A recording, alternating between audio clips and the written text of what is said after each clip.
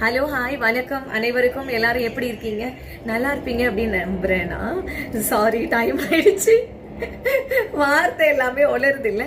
சரி சரி, ஒரு சின்ன ஒரு மோட்டிவேஷன் அது கொடுத்துட்டு போயிடலாம் அப்படின்னு சொல்லிட்டு.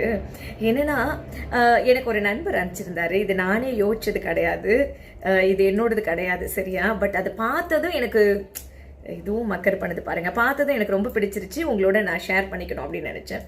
என்னன்னா, இந்த மாதிரி தான் ஒவ்வொரு விஷயத்தையும் நம்ம பார்த்தோம் அப்படின்னா தன்னம்பிக்கை வந்துட்டு நமக்கு ஆட்டோமேட்டிக்காக வருங்க.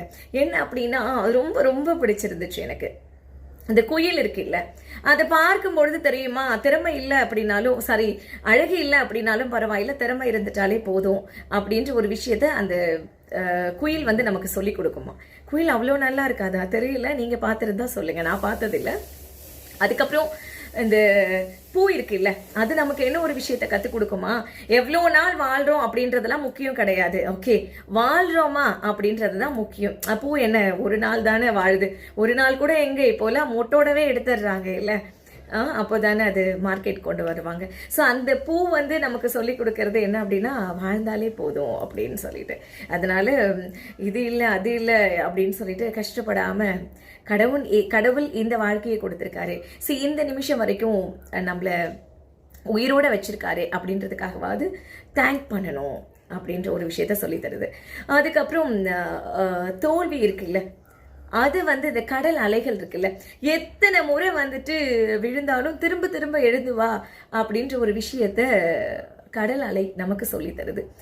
வாழ்க்கையில எத்தனை முறை நமக்கு வந்துட்டு கஷ்டங்கள் தோல்விகள் நம்ம மன சங்கடப்பட்டு இனிமே இது வேண்டவே வேண்டாம் அப்படின்னு உட்காரோம் இல்லை. ஓகே, அந்த மாதிரி தருணத்தில் இந்த கடல் அலை வந்து நமக்கு சொல்லுது, திரும்ப திரும்ப முயற்சி பண்ணு, வெற்றி அடைஞ்சிடுவேன் அப்படின்னு சொல்லிட்டு. இது நல்லா இருக்கு இல்லை. ஒவ்வொரு விஷயத்தையுமே நம்ம இதை மாதிரி பாசிட்டிவாக பார்க்கும் பொழுது அது நல்லா இருக்கும். நம்ம வாழ்க்கையில் நடக்கக்கூடிய ஒவ்வொரு விஷயத்துக்குமே நம்ம தேங்க் பண்ணணும்.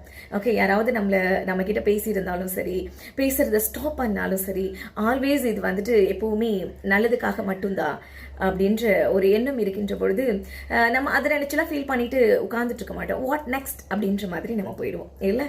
தேங்க்யூ.